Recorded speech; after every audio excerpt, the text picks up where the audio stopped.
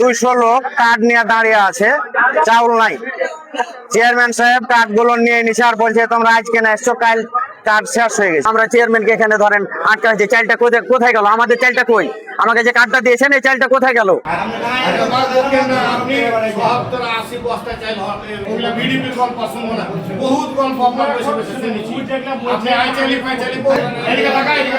একটা কথা কবি না, আর যদি কথা কইতে লিখে বসেন আপনি যদি বলতেন যে এটাকে আপনি বলতেন না, আপনাকে এখন পর্যন্ত মানে ভালো যথেষ্ট আমরা এখানে আমি 2 দিন এসেছি, আমাকে একবার স্লিপ দেয় না, আজকে আমাকে বলেছে তুই আমাকে উঠলি কত কামড়াবো, তখন আমি বলেছি দেখতে আমি স্লিপ নেবো না, তুই যদি ভোটে দাঁড়াইস যদি ভোটে হতে যাস তাহলে আমি সেটেল বিনা করবো, আমি জেলতে হাঁকাবো।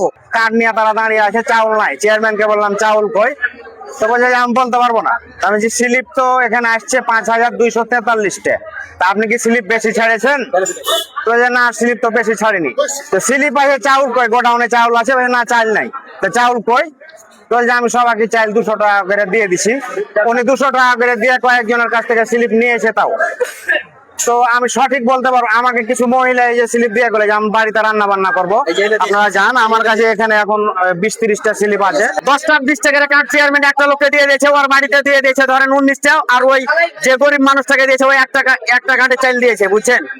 এভাবে করেছে, বারবারই এই চেয়ারম্যান এই কাজগুলা করতে থাকছে, বুঝছেন?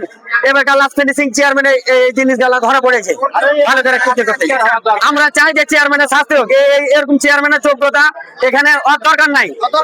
এখান থেকে ওকে এখানে যোগ্যতাই নাই ওর এই চেয়ারম্যান করার, এখানে অনেক সমস্যা।